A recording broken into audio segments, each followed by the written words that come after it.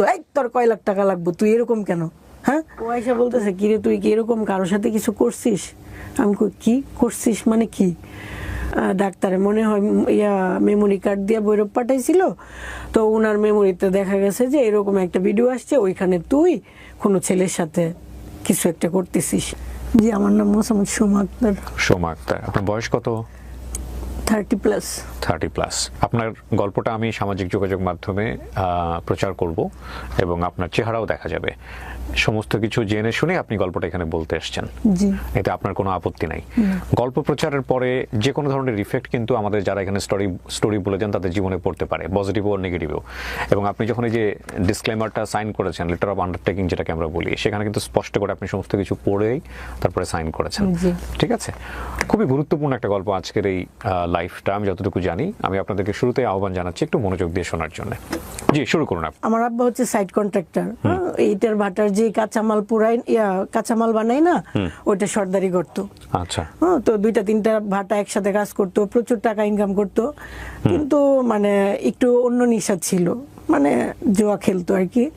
মাঝে মধ্যে দেখা যেত হাতে অনেক টাকা হয়ে গেছে, পরে কোনি নাই, কেউ একজন টান দিয়ে দিছে যে আই যে জানে যে জাহাঙ্গীর একটু বোকা সুকা, টান দিলে আজকে লাখ টাকা পাওয়া যাবো, টান দিয়ে নিয়ে যাইতো, হুট করে 1-1.5 লাখ টাকা রাত্রের বেলা দিয়ে এসে পড়তো। এগুলো আপনি নিজের চোখে দেখেছেন? কত এমনও বাড়ি ছিল যে একটা বাড়ি আমার আব্বা বানাইছে সেই 1998-97, যে ফকির মানুষ যদি ভিক্ষা নিতে আসতো বলতো উনি কি আমেরিকা থাকে বা আমি ইটালি থাকে, এত সুন্দর ঘর বানাইছিল। আবার দেখা গেল যে উনি বড় ধরনের একটা লস খাইয়ে ফেলছে, মানে ওই যে জোয়া টোয়া খেললা, এটার তো মানুষকে টাকা ফেরত দিতে হবে, এই বাড়ি আবার বিক্রি করে ফেললো। আবার দেখা গেল আমরা ছোট্ট একটা কোনো একটা থাকতেছি, এরকম আম্মা বাপের বাড়ি চলে গেল 6 মাসের জন্য, আমি আমার আব্বার সাথে ছোট ঘরে, মানে লাইফটা আজকে উপরে কালকে নিচে এরকম ভাবে কাটছে আর কি। যাক, তারপরে আমি যখন মেট্রিক পরীক্ষা দিব তখনও আমার আব্বা হুট করে আম্মার সাথে রাগ করে খুঁই যেন চলে গেল। আম্মা খুব কষ্ট করে আমাদেরকে মানে পরীক্ষা দেওয়াইতেছে এইভাবেই আর কি। তো মেট্রিক পাস করলাম, করার পরে একটা গুঞ্জন, হ্যাঁ, আমাদের ঘরের পাশেই 3টা রুম ভাড়া দেওয়া ছিল, আমার কাকারা দিছিল। একটা ডাক্তার ছিল, একটা ওই টেলিফোনে যে কথা বলতো কি যেন বলে বার্তার দোকান, আরেকটা খলিফার দোকান ছিল। তো ওই যে ডাক্তারটা উনি হচ্ছে মানে খুব ভদ্রসদ্র, শ্যামলা, সুন্দর চেহারা, উনি আমাকে খুব আদর করতো, খুব, মানে উনি খুব ভালো। যেমন আপনি ধরেন, আপনি যেরকম দেখতে সুন্দর ভালো, আপনারা আমার এজের যেমন তফাৎ, এই টাইপেরই। উনি আমার খুব আদর করতো। উনি বিবাহিত ছিল, 2টা সন্তান ছিল। এখন সবাই ভাবতো যে ওনার সাথে আমার প্রেম, আসলে ওনার সাথে আমার ওইরকম কোনো কিছুই না। আপনি ম্যাট্রিক পরীক্ষা দিয়েছেন এই সময়ের গল্প? হ্যাঁ হ্যাঁ, যখন পরীক্ষা উনি বিয়ে করে 2 বাচ্চা হয়েছে, তারপরেও আপনাকে নিয়ে সন্দেহ করতো? হ্যাঁ হ্যাঁ। ওনার ওয়াইফ কোথায় থাকতো? ওনার ওয়াইফ বাড়িতে, ওনার আমাদের চাইতে একটু সামনেই ওনাদের বাড়ি, একটু দূরে। আর যে দোকানটা, সে দোকানটাকে আপনাদের বিল্ডিং? দোকানটা একেবারে আমাদের ঘরের একদম জাস্ট আমাদের বারান্দার উপরে এই ঘর তোলা। তো উনি আপনার সঙ্গে আদরের সম্পর্ক বলতে কি প্রয়োজন, মানে কেন এই সম্পর্ক? মানে সারাক্ষণ আমাদের ঘরেই তো, এই যে আমাদের দরজাটা এটা, ওনার দরজাটা এটা, মাঝখানে শুধু এতটুকু তফাৎ।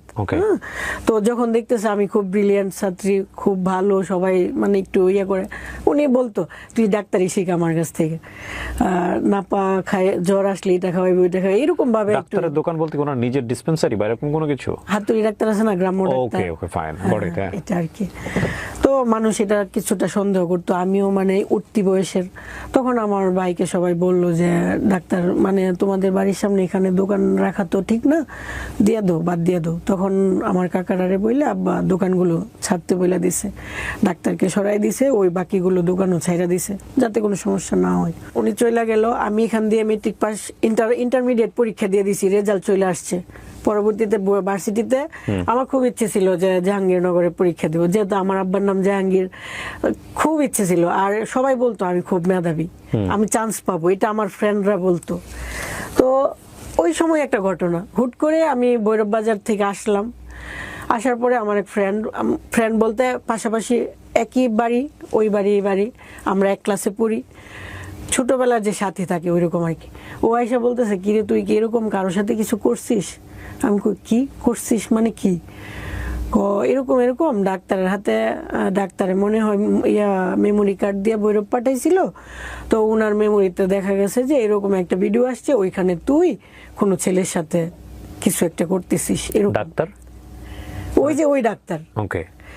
প্রথম কথা হচ্ছে তার সাথে আমার একটা প্রেমের গুঞ্জন ছিল, আবার উনার এখানে মেমোরি ব্যাপারটা কিন্তু খুব ক্লোজ। তারপর আমি অবাক যে কি আসলেই তখন আমার ওইরকম কিছুই না, আমি যখন জানি আমার কিছু না তখন তো আমি অবাক হব। আমি অবাক হলাম, হওয়ার পরে আমি কি তাড়াতাড়ি গেলাম ওই ডাক্তারের কাছে। আমি আপনার কাছে বলে কি আছে দেখান তো। হ্যাঁ, উনি খুব খুশি মনে দেখাইতেছে যে দেখা যাচ্ছে যে আমার মতো চেহারা, সেম আমার মতো চেহারা, কিন্তু আমি হাসলে সুন্দর লাগে না। কত বছর আগের গল্প এটা? এটা 2011। 13 বছর, 14 বছর আগের গল্প। জি। তো 14 বছর আগের ইন্টারনেট বা মেমোরি কার্ড সিস্টেমের জায়গাটা কেমন ছিল এটা কিন্তু আপনাদের একটু রিয়েলাইজ করতে হবে। এখন যেরকম কোনো একটা কিছু ভাইরাল হলে এটার যেরকম ফ্যাক্ট চেকিং একটা ব্যবস্থা থাকে, 11, 12, 13, 14 বছর আগে কিন্তু ওরকম ফ্যাক্ট চেকিং কোনো ব্যবস্থা ছিল না। ঠিক আছে, এটা একটু মাথায় রাখতে হবে। জি। তারপর ওনাকে জিজ্ঞেস করলাম, উনি ভাই করে দিল, এই যে দেখ, হ্যাঁ আমি দেখতেছি চেহারা আমার মতো, কিন্তু আমি হাসলে সুন্দর লাগে না। ওইখানে মেয়েটা হাসতেছে, খুব সুন্দর লাগতেছে। এমনকি ওর কানে একটা রিং টাইপের পরানো ছিল আর গলায় একটা নেকলেস টাইপের, চেন টাইপের আর কি। কিন্তু আমার লাইফে কখনো, হ্যাঁ, এখন আমি মাঝে মধ্যে একটা সুন্দর দুল পরি, লিপস্টিক দিই, তখন একেবারেই না। আমি তো অবাক যে এরকম জুয়েলারি তো আমি কখনো পরি নাই। হ্যাঁ, এটা তো আমি তো বুঝতেছি, আমি অবাক হয়ে গেলাম। মানে ওইখানে এমন কোনো সিনও না যে হয়ে গেছে বা এরকম কিছু না, জাস্ট মনে হচ্ছে মেয়েটা এই যে আমার সামনে ক্যামেরাটা দাঁড় করানো, আমি ক্যামেরায় দাঁড়ানো, আমার শরীরে কোনো কাপড় নেই, আমি এরকম ভাবে আমার শরীরের উপরে হাত দিচ্ছি। ওকে। পেছন থেকে একটা ছেলে এসে জাস্ট আমাকে এভাবে ধরছে। ওই ছেলেটা কি ডাক্তার? না, ওই ছেলের কোনো মুখ নাই, কিছু নাই, জাস্ট মনে হচ্ছে একটা ছেলে পেছন থেকে ওকে, আসতেছে। ফাইন। হ্যাঁ, তো 1 মিনিট 18 সেকেন্ড, এরপর আর কিছু নাই, এতটুকুই। কিন্তু আমি তো জানতেছি এরকম তো কখনোই কিছু না, মনে হচ্ছে একটা বাথরুম টাইপের ছোট্ট একটা রুম, এরকম কিছু একটা। তো ওই দিন মানে এত কাঁদছি যে বলার বাইরে, যে কি হয়েছে, এটা কি, আসলেই তো আমি এমন কিছু করি নাই। ধরেন আমি আপনার সাথে কিছু করলাম, আমি তো জানবো যে ওই রুমটা কেমন ছিল বা ওই দিন রাত বা দিন কি ছিল। আসলে তো এমন কিছুই হয় নাই, এটা কিভাবে সম্ভব? কিন্তু আমি দেখতেছি চেহারাটা আসলেই আমার মতো। হ্যাঁ, তারপরে আমি আসলাম, আইসা কান্নাকাটি করতেছি। আমার যে বেস্ট ফ্রেন্ড, হ্যাঁ, উনি আবার ওনার বাড়ির সামনে দিয়ে আসতেছি কান্না করে, উনি পেছন আসছে, কি হয়েছে তুই এমনি কান্দাছিস কেন? আমি আন্টি এমন হয়েছে। আমি তো আসলে এরকম, তুমি তো জানো, তুমি সব জানো, এরকম তো কখনোই না। আম্মা আসছে, আম্মারে বললাম, মানে আমি কান্নার জন্য বলতে পারতেছি না। পরে আমার আম্মা কি করছে, আমার আম্মা বুঝে নাই তৎক্ষণাৎ কি করবে, আমার আব্বারে বলছে। বলার পরে আমার আব্বা তো দা বটি নিয়ে গেছে, ডাক্তারের মায়েরা ফেলবো। তখন পুরো এলাকা হাসতেছিল কেন? ডাক্তার হাসতেছিল বলতে উনি বুঝাইতেছে, এই যে দেখ, এখন তো তুই হয়ে গেছিস। মানে ডাক্তার আপনাকে কষ্ট করতে চাইবে কেন? যে ডাক্তার এত আপনার সঙ্গে ভালো সম্পর্ক, সে আপনার না, আমি এখনো বলতেছি, যেহেতু এটা ভিডিও সবাই দেখবে, ডাক্তার কখনোই খারাপ লোক না, উনি খুবই ভালো, ভদ্র, হ্যাঁ, ইনোসেন্ট খুব। কিন্তু উনি চাচ্ছে কি, উনি বুঝাইতেছে যে যেহেতু ভিডিওটা হয়েছে তার মানে আমি এমন কিছু করছি আর আমি হয়ে গেছি, আমি ভালো না। উনি বুঝাইতেছে যে তোরে তো আর কেউ বিয়ে করবো না, আচ্ছা ঠিক আছে আমি তোরে বিয়ে করবো। মানেটা কি? আপনার সঙ্গে যদি সম্পর্ক না থাকে, এখানে কয়েকটা বিষয় আছে, বিষয়গুলো যুক্তিতে আসতে হবে। হ্যাঁ। প্রথম কথা হচ্ছে, আপনার সঙ্গে যদি এরকম সম্পর্ক না থাকে, হুট করে তো উনি আপনাকে এরকম একটা ভিডিও দেখায় ব্ল্যাকমেইল করতে পারে না, যুক্তিতে আসতে হবে, নাম্বার 1। নাম্বার 2 হচ্ছে যে এই ভিডিওটা, খবরটা ডাক্তার আপনাকে দেখায়নি, খবরটা দিয়েছে অন্য আরেকজন। হ্যাঁ, ওই মেয়ে, তাই না? ওই মেয়েটা জানলো কিভাবে? ওই মেয়েটা প্রথমে এসে আমাকে বলছে যে মেমোরিটা আমি দিছিলাম ভৈরবে। মেমোরিটা ওই মেয়ে দিছিল। হ্যাঁ, ওই মেয়েটা ভৈরবে কিভাবে? মানে ওই যে ডাক্তার যে গাড়ি দিয়ে প্রতিনিয়ত আসা যাওয়া করে, ওষুধ মেডিসিন আনে, ওই ড্রাইভারের কাছে নাকি দিছে। ড্রাইভারের কাছে কেন দিবে ওনার মেমোরিটা? মানে দিছে মূলত ডাক্তার। কেন দিবে? মানে আমি আমার মেমোরি কার্ডটা আমার ড্রাইভারের কাছে কেন দিব? মানে যুক্তিতে আসি আর কি বিষয়টা। আমার তো ব্যক্তিগত একটা জিনিস মেমোরি কার্ড, আমি তো এটা আমার ড্রাইভারের কাছে দিতে পারি না, দেওয়ার কথা না। কিন্তু তাদের কথা ভাষ্যমতে এটা। ওই মেয়েটা জানলো কিভাবে? ওই মেয়েটার সাথে ডাক্তারের কি সম্পর্ক?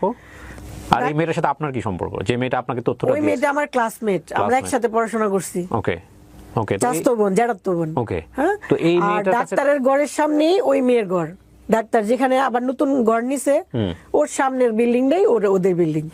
তো ওই মেয়েটা জানলো কিভাবে এরকম একটা ব্যক্তিগত ভিডিওর কথা? হয়তো বা ডাক্তার জানাইছে কি গো ইমন ইমন দেখলাম তোর বান্ধবীরে কই গিয়া, এরকমও হইতে পারে আমার যেটা ধারণা। আপনি ওকে জিজ্ঞেস করবেন না এত বড় একটা তথ্য এত বড় তুমি জানলে কিভাবে? হ্যাঁ হ্যাঁ, ও তো এটাই বলছে। ও আমারে প্রথম বলছে যে ও মোবাইলটা পাঠাইছে, যে কিন্তু আমি যখন আমার বাইরে বললাম, আমার ভাই বলতেছে যে একটা অবিবাহিত মেয়ে। হ্যাঁ, আপনি ভাইয়ের প্রসঙ্গে পরে আসেন, আপনার বাবা দা নিয়ে মারতে গেছে ওই জায়গাটা থেকে আমি যাব, কিন্তু একটা জিনিস হচ্ছে কি গল্পের কিছু গাঁথনি থাকে। হ্যাঁ, গল্পের গাঁথনির জায়গাতে আপনি যদি উপযুক্ত উত্তর দিতে না পারেন, আপনি যে কারণে এসেছেন আপনি সেই জায়গাতে সমালোচিত হবেন, এবং সেটা কিন্তু আপনি জেনে শুনে, আমার কাজ প্রশ্ন করা এবং সেই প্রশ্নের কোয়ারিটা জনগণের জায়গা থেকে যেভাবে আসবে সেভাবেই করা। কারণ আপনি বলতে চাচ্ছেন যে এইসব ঘটনার মধ্যে আপনি জড়িত ছিলেন না, তাই তো? পুরো ঘটনাটা আপনি যেভাবে বলছেন সেটাই সত্য। এখন কথা হলো যে যুক্তি থাকতে হবে তো, এত বড় একটা ঘটনা ঘটে যাচ্ছে, চাচাতো ভাই বোন যদি এসে আমাকে বলে যে তোর এরকম একটা জিনিস দেখলাম, তাহলে প্রথম কোয়ারি হবে যে তুই কই দেখছিস, কার কাছ থেকে পেলি? আপনি করছিলেন এই প্রশ্নটা? হ্যাঁ বলছি। সে কি বলছে? সে বলছে যে আমি পাঠাইছিলাম তো এখন মেমোরিটা ডাক্তারের কাছে আছে। আমি পাঠাইছিলাম বলতে ও নাকি মেমোরি দিছে গান টান উঠায় দেওয়ার জন্য। আগে তো মেমোরি পাঠাইতো মানুষ গান বইরা দেওয়ার জন্য, ছবি বইরা দেওয়ার জন্য। ডাক্তার? না না, আমার ওই যে বান্ধবী। হ্যাঁ হ্যাঁ, বান্ধবী মেমোরি দিয়েছে গান ভরে দেওয়ার জন্য। তারপর দেখেছে ওইখানে এটা ঢুকে গেছে এরকম ভাবে। এইখানে ডাক্তার একটা ভিডিওটা দিয়ে দিয়েছে। কে দিয়েছে সেই ভিডিও? মানে ওই যে দোকান থেকে ভিডিও দিয়ে দিয়েছে। দোকানে গিয়ে আপনারা জিজ্ঞেস করবেন না যে তুমি ভিডিওটা আরেকজনকে দিলা কেন? এটা মানে একদম মানে অযৌক্তিক বিষয় হয়ে যায় না? যাই হোক, আপনাকে বলছে, তারপরে আপনি ডাক্তারের কাছে দৌড়ে গেলেন। হ্যাঁ, যেহেতু মেমোরিটা ডাক্তারের কাছে আছে, সে বলছে মেমোরিটা ডাক্তারের কাছে, তাই ডাক্তার। আমি বুঝতেছি না আপনি, সরি, আমাকে প্রশ্নটা করতেই হচ্ছে সুমা, মেমোরি কার্ডটা কার? মেমোরি কার্ডটা মূলত ডাক্তারের। মেমোরি কার্ডটা ডাক্তারের। আপনার কাজিন জানলো কিভাবে যে এই ভিডিওটা এখানে আছে? সে বলতেছে ডাক্তার ওরে ডাইকাই না দেখাইছে যে দেখ এরকম এরকম। ডাক্তার তাকে ডেকে এসে দেখাইছে এই ভিডিওটা? জি জি, পরেও আমার কাছে আসছে। আচ্ছা, তো ডাক্তার যদি এই ভিডিওটা তাকে দেখায়, ডাক্তার কেন দেখাইছে? ডাক্তার দেখাইছে যে আমি কলঙ্কিত হব, সবাই জানবে। তো আপনি প্রথমে বললেন যে ডাক্তার তো আপনার সাথে খুবই ভালো সম্পর্ক, ডাক্তার আপনাকে আদর যত্ন করে, স্নেহের চোখে দেখে, তো চোখটা তো এরকম না, তাহলে এখন কেন এরকম করতেছে? এখন এরকম করতেছে মানে আমি তো ডাক্তারকে দুষতেছি না, যে উনি যেহেতু ভালো আমি ওনাকে খারাপ কেন বলবো? হ্যাঁ, এটা তো ভালো কাজ। কিন্তু উনি এমনও হয়েছে যে উনি আমাকে মেট্রিক পরীক্ষার আগে বা পরে হ্যাঁ, উনি আমাকে ওনার বোনের কাছে পাঠাইছিল।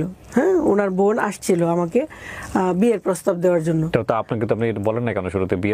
বিয়ে পর্যন্ত চলে গেছে, উনি বিবাহিত মানুষ আপনাকে বিয়ে করতে চাচ্ছে, তাহলে লোকজন আশেপাশে, মানে আমার আব্বা গরিব, আমরা গরিব। হ্যাঁ, উনি দুইটা বউ পালতে চাইতেছে, ওনার বউ টাউন থেকে আসছে, ওনাকে তেমন একটা মূল্যায়ন করতেছে না, উনি এটা বুঝাইয়া উনি আমাকে বিয়ের প্রস্তাব দিছিল। মানে আমার ওই ডাক্তারের বোন। পরে আমি হাসতে হাসতে চলে আসছি। মানে গল্পটা এরকম যে ডাক্তার আপনাকে পছন্দ করতো, যেটা আপনি প্রথম পর্যায়ে গোপন করে গেছেন বা বলেন না? না না, ওইরকম পছন্দ না, হয়তো বা উনি চাইছে যে গরিবের মেয়েটা ভালো, দেখি যদি প্রস্তাব দিয়ে দেখি যদি বিয়ে করা যায়, এরকম হয়তো। ঠিক আছে, হ্যাঁ, গল্পের গাঁথনিটা এরকম, যেটা আমাকে অনেক করে বের করতে হয়েছে। ওকে ফাইন, তারপরে কি হলো? আপনার বাবা এটা জানার পরে দা নিয়ে গেছে? হ্যাঁ, পরে সবাই মিললে মানে ডাক্তারকে বাঁচাইছে যাতে কোনো কিছু না হয়, কিন্তু বেশিরভাগ মানুষ আমাদের বিপক্ষে। হ্যাঁ, দেখা গেছে যে এলাকার মানুষই ওই ভিডিওটা ওপেন করে লোককে দেখাইতেছে, এই যে দেখো জাহাঙ্গীরের মেয়ে কি করছে। এখন আমার কথা হচ্ছে, আমি তো তাদের এলাকার মেয়ে, আমি একটা কিছু খারাপ করলেও তো তারা এইভাবে দেখাইতে পারে না, কিন্তু তারাই মানে আমাকে উল্টা আরো খারাপ বানাইতেছে বা আমার বিপক্ষে যাচ্ছে, এরকম আর কি। তারপর এটা নিয়ে মানে আমার পক্ষে যে একটা দরবার বসবে, এলাকায় একটা সালিশ বসার কথা না, ওইরকম কেউ তেমন আগাইতেছে না। যাও একজন আসছে, একজন জ্যাঠা এসে আমার জিজ্ঞাসা, ভালো করে কর, সত্যি করে কর, তুই কিছু করছিস কিনা। মানে আমি তখন এরকম ডিপ্রেশনে পড়ে গেছি, আমার আর মানে নিজের এক্সপ্লেন করতে ইচ্ছা হইতেছে না। আমি বলতেছি যে আমি এরকম কিছু করি নাই, আমার আর প্রশ্ন করেন না। একবারে বলছি আমি না তো না, বারবার জিজ্ঞেস করলে আমার এক কথা আর কোনো কিছু বের হবে না।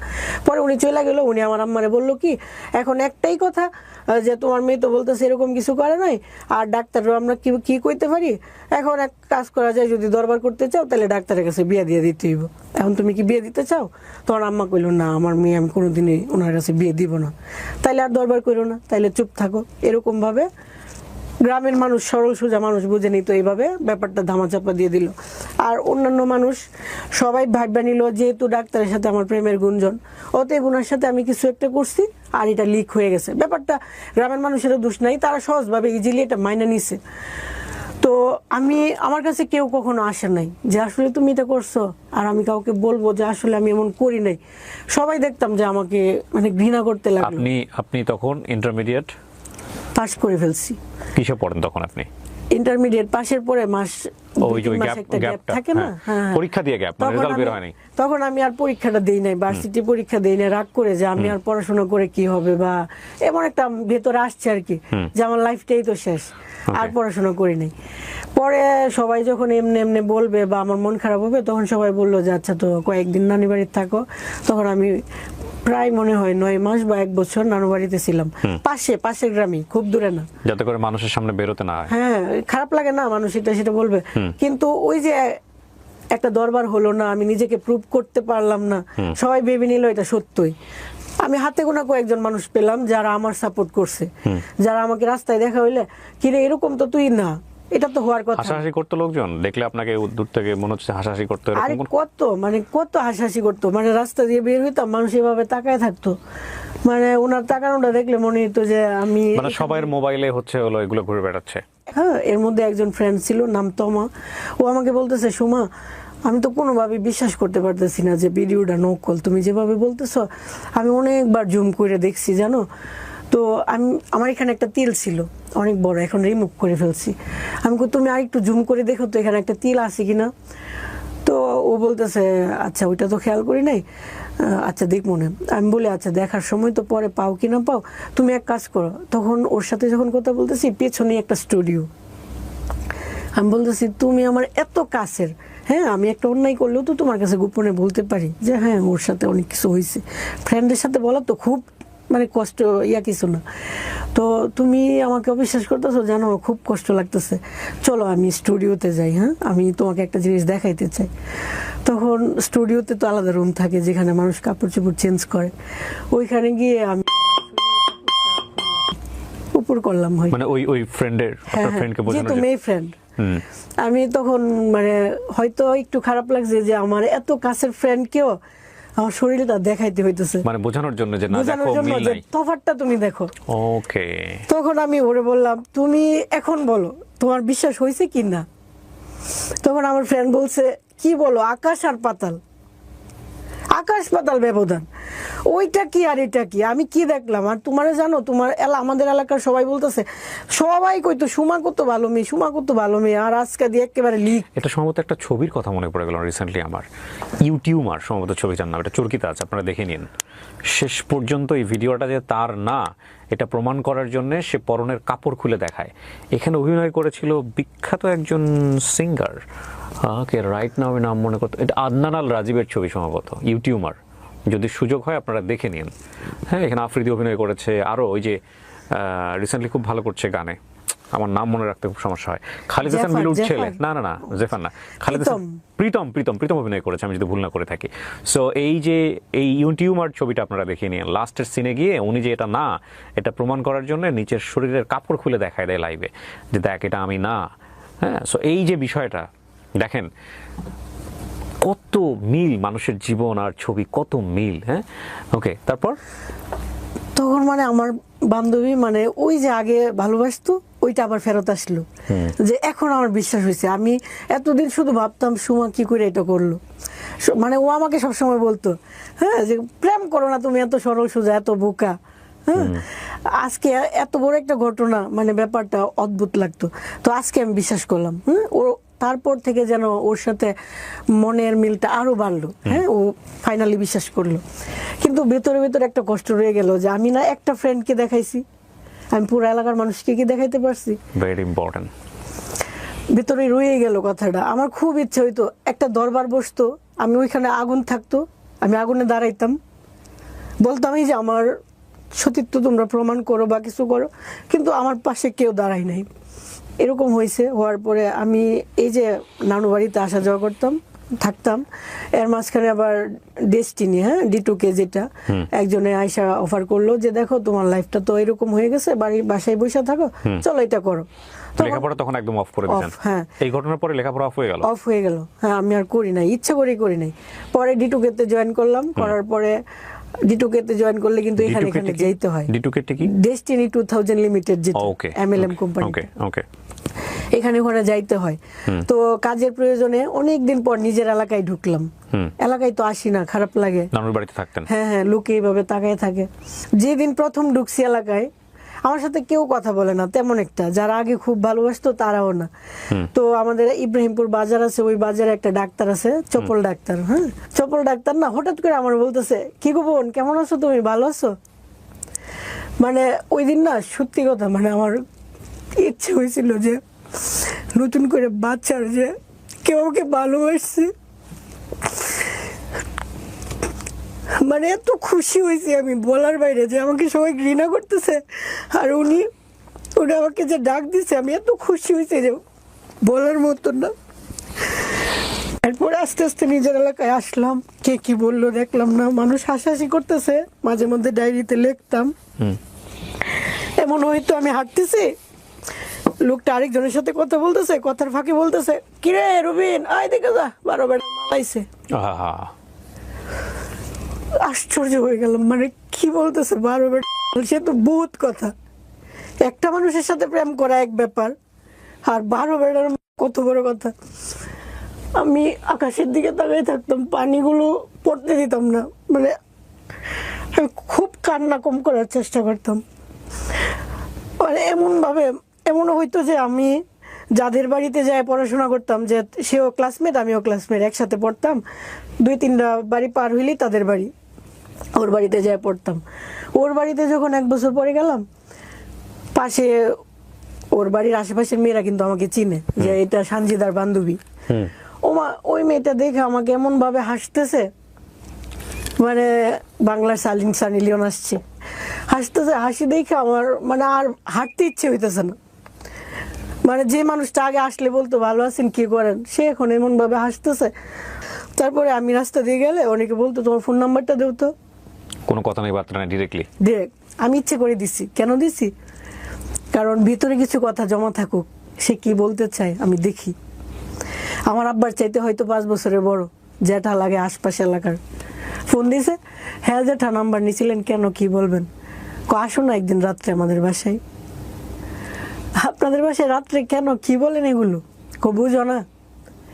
কখনোই কাউরে গালাগালি করি নাই। আর ভাবতাম কি, আমি যদি নেক্সট টাইম আরো খুব ভালোভাবে চলাফেরা করি, তাহলে একটা সময় মানুষ ভাববে যে না, মেয়েটা তো আগেও দেখতাম ভালো, এখনো ভালো, তার মানে যে ঘটনাটা ঘটছে এটার জন্য ও হয়তো বা দায়ী না।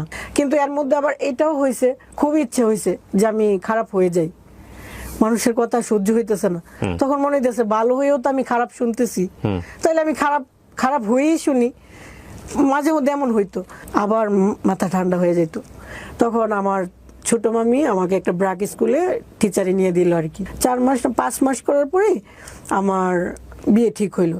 ওই ঘটনার 3 বছর পরে আমার বিয়ে হয়েছে সাতক্ষীরা ডিস্ট্রিক্ট। ওরা এখন কথা আসতে পারে যে এত দূরে কেন বিয়ে হলো। উনি হচ্ছে এই এলাকাতেই, আমাদের নরসিংদী ডিস্ট্রিক্টেতে আগুন মিস্ত্রির সর্দার। আমার আব্বা হচ্ছে ইট কাঁচা বানাই লেবার দিয়ে, আর উনি হচ্ছে লেবার দিয়ে এটা পুরাই। হ্যাঁ হ্যাঁ, তো আমার আব্বা ওনাকে 2-3টা কাজ নিয়ে দিছে, ভালো সূত্রে পরিচয়। হ্যাঁ হ্যাঁ, যেদিন বিয়ে হয়েছে এদিনই আমাদের এলাকার মানুষ ওর নাম্বার নিয়ে এগুলো বলছে, কিন্তু ও আমাকে এগুলো বলে নাই। কিন্তু আমার ভেতর থেকে কেন জানি মনে হইতেছে যে আমার হাজবেন্ডকে আমার এটা বলা দরকার। বিয়ের 3 দিন পরে আমি বলতেছি, আপনি আমাকে একটু সময় দিবেন, আমি আপনাকে একটু কথা বলতে চাই। বলতেছে কেমন কথা, ঘরে বলা যায় না? আমি কই না, একটু বাইরে যাইতে হইব। তখন উনি আমাকে ওনার বাড়ির পাশেই মাঠে নিয়ে গেল রাতের 10টার সময়। হ্যাঁ, তো ওইখানে যাওয়ার পরে আমি ওনাকে সব বললাম, যে এরকম হয়েছে, পুরা এলাকার মানুষ জানে এটা সত্য, জাস্ট আমি জানি এটা মিথ্যা।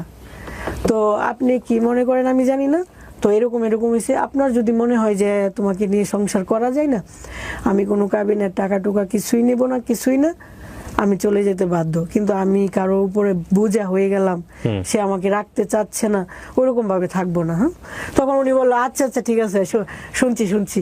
এগুলো কিন্তু বিয়ের দিনই আমার কানে আসছে, সবই বলছে। এমনও বলছে যে তোমাকে যদি বিদায় করে দেই তাহলে বাড়িতে গরু জবাই করে খাওয়াইবো। এরপরে ওনার হয়তো বা মনে হয়েছে যে হ্যাঁ, সত্য বা মিথ্যা জানি না, তবে ওকে একটু যাচাই করা দরকার। তো উনি আমাকে একটা অ্যান্ড্রয়েড ফোন কিনে দিছে। ফোনের মধ্যে হয়তোবা উনি রেকর্ডিং চালু করে রাখছে যে আমি গোপনে কারোর সাথে কথা টথা বলি কিনা, এই ধরনের, আর আমার চলাফেরাটা কেমন। এই 4 মাসের ভিতরে তুমি তোমার আম্মা আর বোনের সাথে বাদে কারোর সাথে কথা বলো নাই। আর তুমি তুমি যে ইন্টারমিডিয়েট পাস বা তোমাদের ভালো ফ্যামিলি, এটা আমাদের এলাকায় কখনোই এরকম গর্ব করে চলো নাই। খুব সাধারণ চলাফেরা, কখনো দেখি না একটু নতুন বউ সাজুগুজু করতে, বা একেবারে ন্যাচারাল। আমি মন থেকে বিশ্বাস করি যে তুমি এটা কখনোই করো নাই। তো উনি এই ব্যাপারে কোনো দিন আমাকে একটা বাজে কথা বলে নাই, মন্তব্য করে নাই, এটা আসেই নাই কোনোদিন কথা। আমি আবার ওনাকে বলছি যে আমি একটা প্রমাণ আপনাকে দেব, শুধু যে মুখ দিয়ে বলছি তা না, কিন্তু প্রমাণটার সময় আসলে আমি আপনাকে দেব। পরে মেয়ে হয়েছে, মেয়ে হওয়ার 16 দিন পরে আমি বাসায় গেছি ওর সাথে। 16 দিন পর্যন্ত বাবার বাড়ি ছিলাম, 16 দিন পরে বাসায় গেছি। তখন ওরে আমি বললাম যে দেখো, আমি একদিন বলছিলাম না যে তোমাকে প্রমাণ দিব, ওই যে একটা সময় আসলেই প্রমাণ দিব, আজকে ওই সময়টা আসছে, তো তুমি বর্ষ আসতেছি। তখন আমি উজু টুজু করে আসলাম, একটা কোরআন শরীফ নিয়ে আসলাম, আর আমার মেয়ের সামনে একটা সদ্য একটা মায়ের কাছে একটা বাচ্চার চাইতে বড় তো আর কিছু হইতে পারে না। বাচ্চাটাকে কুলে নিলাম, কোরআন শরীফটা এক পাশে রাখলাম, ওরে বললাম জানি হয়তো আপনার মনে প্রশ্ন থাকতে পারে যে আসলে কি আমার বউ এটা করছে কি না। এই যে আমার মেয়েটাকে ধরা, 16 দিনের একটা বাচ্চা, নিষ্পাপ বাচ্চা, এই বাচ্চাটাকে ধরা, আর আমার আব্বা আর আমার আম্মা আছে। যদি আমি ওই ঘটনার সাথে জড়িত থাকি, ওইটা যদি আমি হয়ে থাকি, তাহলে যেন আমার এই বাচ্চাটা, আমার আব্বা আর আম্মা আজকের ভিতরেই যেন মারা যায়। এরপরেও যদি তোমার ভিতর থেকে সন্দেহ দূর না হয়, আমার তো আর কিছু করার নাই। ঘটনার পরিক্রমায় এটা ওনার লাইফের ঘটনা, এবং উনি আসলে কি বোঝাতে চেয়েছেন সেটার জন্য উনি এটা বললেন, এবং আমরা এটা তুলে ধরছি। বাট এটা অনেকেই করেন, গ্রাম অঞ্চলে এটা প্রচলিত আছে। আমার এই গল্পগুলো আপামর জনসাধারণ যেহেতু শোনেন, সেই জায়গা থেকে আমি একটু সতর্ক করছি, এই ধরনের কসম কাটা একেবারেই নিয়ম নাই, এবং এটা এক ধরনের অপরাধ ধর্মীয়ভাবে, এবং এটাতে কিন্তু গুনাহ হয়। সো এটা করা যাবে না। কসম শুধু কাটতে হবে আল্লাহর নামে, এছাড়া কারো নামেই বা কোনো বস্তুর নামে, ইভেন কোরআন শরীফ ধরেও কসম কাটার কোনো নিয়ম নাই। জি বলেন। ঠিক আছে, আমরা একসাথে থাকতেছি, সংসার করতেছি ভালো, হঠাৎ করে দেখি ও কিসের যেন ট্যাবলেট খাই। হঠাৎ করে দেখলেন? হ্যাঁ। আচ্ছা, এতদিন কোনো কিছু ছিল না, হঠাৎ করে ট্যাবলেট খাচ্ছে। হ্যাঁ, তোমার কি হয়েছে, আপনার কি হয়েছে? তখন উনি বলতেছে যে আমার কিছু একটা হয়েছে, বড় একটা কিছু হয়েছে। আমি ভাবতাম এটা ইয়ার্কি মারতেছে। আচ্ছা, পরবর্তীতে একদিন যখন ছোট বাচ্চা রুমে রাখা, তো আমি একা একা বের হতে পারি না। ও ভাবছে আমি বের হব না, বাহিরে বৃষ্টি আসবে, সেজন্য আমার বাইরে থেকে কাপড় নেওয়ার জন্য বাইরে বের হইতেছে। আর ওই সময় ও বাথরুমে গোসল করতেছে, দরজাটা লাগাই নাই। আমি যাই দেখি যে ওর এই হাতে ঠিক এই জায়গাটাই মাংস নাই, এতটুকু গর্ত হয়ে গেছে, লাল। আমি তো অবাক, এটার জন্য আপনি মেডিসিন খাইতেছেন? আপনি তো আমারে বলেন নাই। পরে বলতেছে আজকে যেহেতু দেখে ফেলছো, তো দেখো, হাত বের করে দেখাইতেছে, ঠিক এতটুকু গর্ত হয়ে গেছে, ভেতর থেকে মাংস চলে আসতেছে। ওর হাতটা পুরা ছিল, ছোটবেলায় পুড়ে গেছিল, তো ওই পুরা মাংসের উপরে এভাবে চুলকানি দিতে যায়, ওই চুলকানোর জায়গাটা এরকম হয়ে যাইতেছে, ভেতর থেকে মাংস পুচে বাইরেতেছে। কিন্তু ও আমাকে দেখায় নাই, যেহেতু আমি নতুন বউ, আমি যদি চলে যাই। তারপর ওরে প্রতিদিন বলতাম যে চিকিৎসা করেন, ভালো ডাক্তার দেখান। ও হচ্ছে ওর আব্বা আম্মার কথা শুনতো, আর ওর আব্বা আম্মা হচ্ছে গ্রাম্য মানুষ, তো ডাক্তার বিশ্বাস করতো না, বা ডাক্তারের কাছে যায় টাকা পয়সা দেওয়া, এগুলো বিশ্বাস, শুধু তেল পড়া, কালি পড়া, এই পড়া সেই পড়া। নরসিংদী থেকে সাতক্ষীরায় যাইতো, ডিরেক্ট গাড়ি, মামুন গাড়ি দিয়ে যাইতো, আসা যাওয়া 2200 টাকা, শুধু গাড়ির ভাড়াই 500। ওইখান থেকে নামার পরে যে আরো সিএনজি ভাড়াটারা, এগুলো মিলায় 2500 টাকার উপরে তার গাড়ি ভাড়া। ওইটা খরচ করে সে একটা কালি পরা আনতে যাইতো, একটা ডাবের পানি পরা আনতে যাইতো, আইনা এখানে লাগাইতো। তো আমি প্রতিদিন বলতাম, আরে কি অবস্থা, আপনি বুঝেন না, মানুষ এলাকা থেকে ঢাকায় এসে চিকিৎসা করার জন্য, আর আপনি ঢাকাটাকে ওভারকাম করে আবার সাতক্ষীরা যেতেছেন, আপনি তো অবাক, আপনি তো নিজের লাইফটা নষ্ট করে ফেলতেছেন।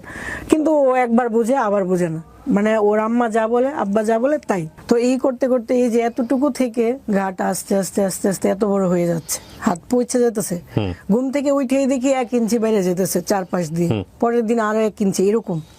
কিন্তু ওরে কোনোভাবে বুঝাইতে পারি না, যাক অনেক কিছু বুঝে ডাক্তারের কাছে নিলাম। তখন ডাক্তার বললো যে আরে তোমার তো অনেক সমস্যা, তুমি তো কয়দিন পরে ক্যান্সার হয়ে যাবে, তুমি কেন চিকিৎসা করতেছো না? বুঝাই টুজাই দিল যে তোমার হাঁটু থেকে মাংস হয় না, এখানে লাগাই দিব, তুমি ঢাকা সমরিতাতে আসো, এরকম। বলার পরেও আবার ওই মার কথা, আবার ওই বনাতি চিকিৎসা এটা সেটা করতে করতে একটা পর্যায়ে ওর হাত পুরোটা এখান থেকে নিয়ে এতটুকু পুরো হাত মনে হচ্ছে যে ভিতরে পোকা হয়ে যাচ্ছে, এরকম একটা অবস্থা। যখন একেবারে ও ক্যান্সারের পর্যায়ে চলে আসছে, এমন জ্বর আসছে যে ডাক্তার আনার পরে ডাক্তার বলতেছে আরে কি বলেন, এই রুগী আমরা ধরবো, তাড়াতাড়ি ঢাকা নিয়ে যান। পরে অ্যাম্বুলেন্স নিয়ে ভোরবেলা ঢাকা গেলাম মহাখালী ক্যান্সার হাসপাতালে। পরে ডাক্তার দেখে বলতেছে আর এটা তো অলরেডি ক্যান্সার হয়ে গেছে, আমরা টেস্ট না করেও বলতে পারি। এরকম একটা রোগী নিয়ে আসছো কেন, তুমি তো শিক্ষিত মনে হচ্ছে, তোমাকে দেখে চালাক মনে হচ্ছে। তো আমি বললাম যে এরকম এরকম, আমার কথা আসলে কোনো কিছু শুনে না। যাক, পরে ওনারা ট্রিটমেন্ট করলো, মানে ভর্তির জন্য ওনারা অনেক করলো যে এরকম একটা রোগী ওয়েট করানো যাবে না, তোমাকে যেভাবে হোক আমি একটা সিটের ব্যবস্থা করে দিচ্ছি। ওই ডাক্তারের বাড়ি আবার নরসিংদী ডিস্ট্রিক্ট, সেজন্য উনি আমার প্রতি আরেকটু হয়তো বা সদয় হয়েছে। তো খুব তাড়াতাড়ি সিট পেয়ে গেছি। সিট পাওয়ার পরেও 2 দিন পরে উনি আবার বাড়ির থেকে ফোন দিছে, বাবা ডাক্তার দেখাইস না, ডাক্তার দেখাইলে কিন্তু মানুষ বাঁচে না। আবার উনি আমার বলতেছে অ্যাম্বুলেন্স ভাড়া করো, আমি বাড়ি চলে যাবো। পুরা হাতের মাংসগুলো কেটে ফেলে এখান থেকে চামড়াই না এখানে লাগাইছে, শুধু হাড্ডিটা ছিল। তারপরে বললো তাড়াতাড়ি মাছ মাংস খাওয়ানোর জন্য। অনেক খাওয়ানোর পরে এখানে সুন্দর হয়ে গেছে হাতটা। তখন ও এত খুশি, আমাকে বলতেছে, ধন্যবাদ দিতেছে যে তোমার কথাটা যদি আগে শুনতাম তাহলে এরকম হইতো, কষ্ট পেতাম না। হ্যাঁ। পরে 15 দিন পরে এখান থেকে আবার ফুসকা, এই যে ফুসকা পড়ে না, তেল তেল পড়লে যেরকম এরকম হয়ে যায়। ডাক্তারকে ফোন দিলাম, ডাক্তার বলতেছে হ্যাঁ আমরা যা মাইন্ড করছি তাই হয়েছে, আচ্ছা তুমি আবার নিয়ে আসো। আবার আসলাম, আবার চেকিং, আবার টেস্ট, এই করতে করতে আবার অপারেশন। এভাবে 6 বার অপারেশন হয়েছে, 5 বার হয়েছে। 6 বারের মাথাতে ওনারা দেখলো যে আর সম্ভব না, লাস্ট ওনার হাতটা কেটে ফেলতে হবে। পরে একবারে গুড়ার থেকে হাত জয়েন্ট থেকে খুলে ফেলছে 6 বারের অপারেশনের মাথায়। এর ভিতরে শুধু হাসপাতালে আসা যাওয়া, হ্যাঁ, হাত কাটা হাসবেন্ড নিয়ে চলতেছি ফিরতেছি। ওর সাথে আমি যতটুকু ভালো আচরণ, ও আমাকে একবারই বলছিল আমি হাতটা তখনই কাটবো যদি তুমি আমাকে ওয়াদা করো যে তুমি আমাকে ছেড়ে যাবা না।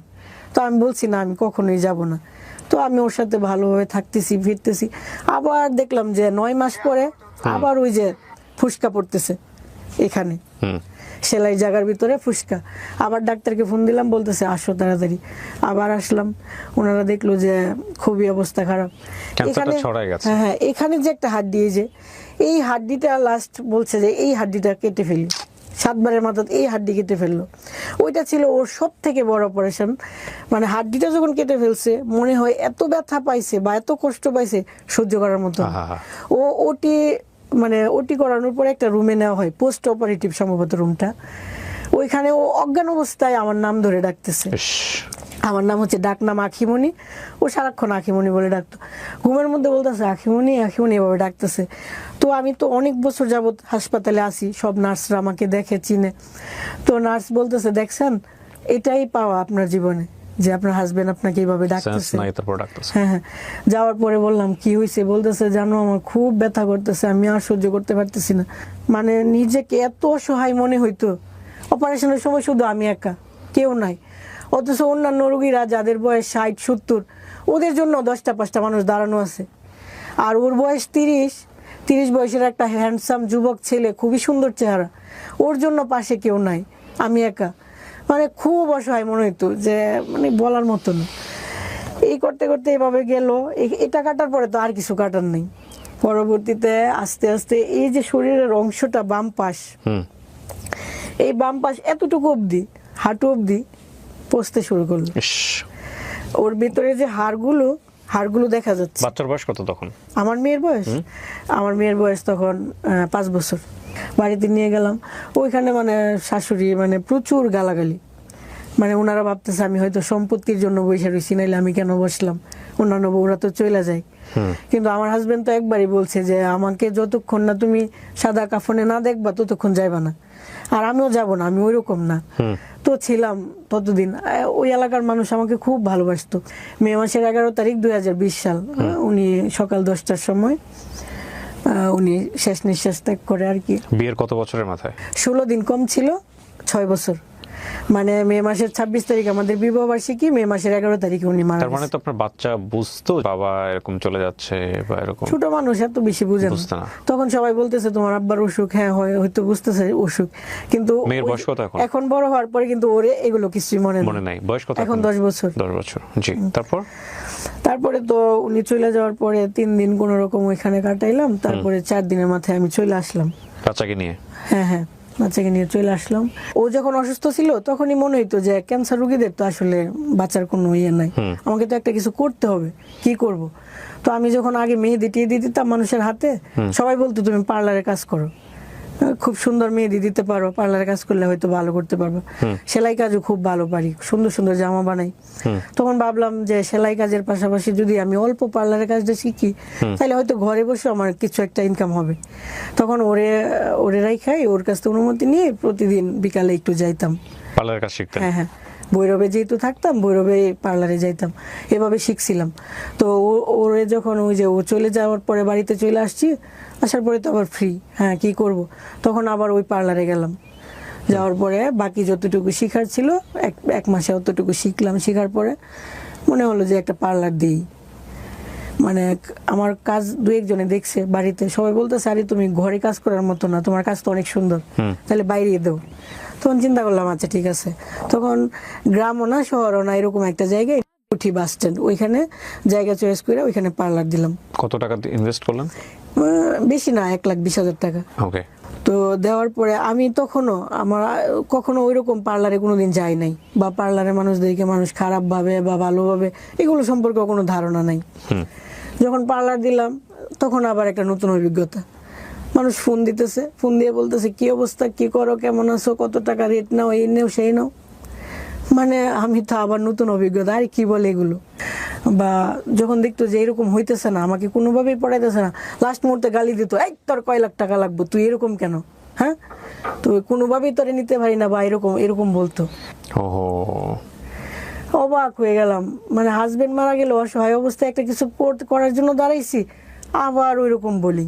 মনে হইলো যে না, পার্লার যেহেতু দিছি, আর আমার হাজবেন্ড বলছিল যে তুমি যে কোনো একটা করো মন থেকে, আমি দোয়া করে গেলাম, আমি যেহেতু তোমাকে কিছু দিয়ে যাইতে পারি নাই, আমি তোমাকে দোয়া দিয়ে গেলাম। তো ওইটা চিন্তা করে থাকলাম যে লোকে যা বলে বলুক, হ্যাঁ আমি করতে থাকি। পেটে ভাত না গেলে তো আসলে আপনি ভাত নিয়ে দাঁড়াবেন না মানুষটার পাশে, কিন্তু আপনি কথা বলতে তো আসলে কোনো সমস্যা নাই, কথা বলতে পারি, আমরা করতে থাকি এভাবে আস্তে আস্তে। মানে আমারও পার্লার, আমরা আসলে জাতি হিসেবে খুবই পরশ্রী কাতর। একজন মানুষের উন্নতি দেখলে আমাদের সহ্য হয় না, আমরা ভেতরে ভেতরে দুমড়ে মুচড়ে যাই, এক ধরনের অসহায়ত্বে ভুগি। হ্যাঁ, মানে সে উন্নতি করে ফেলতেছে, এটা আমাদেরকে প্রচন্ড মনোকষ্ট দেয়।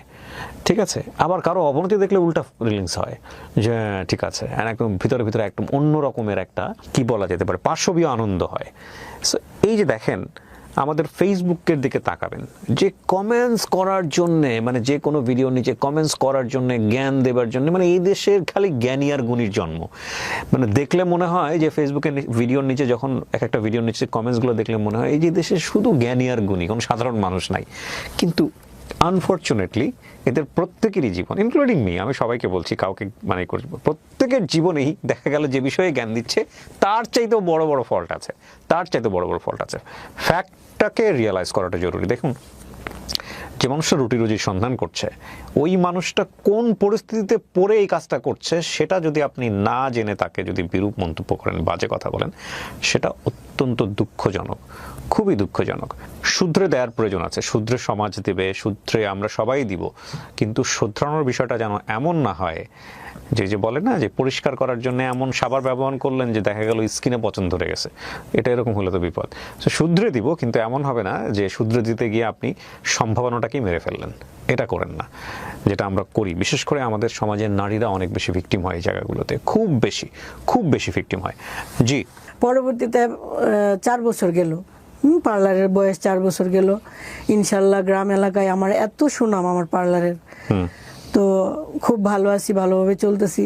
হঠাৎ করে মানে একটা ছেলে আমার পার্লারে আসলো, মানে আমার কারেন্ট নষ্ট হয়ে গেছিল, ও আসছিল কারেন্ট ঠিক করতে।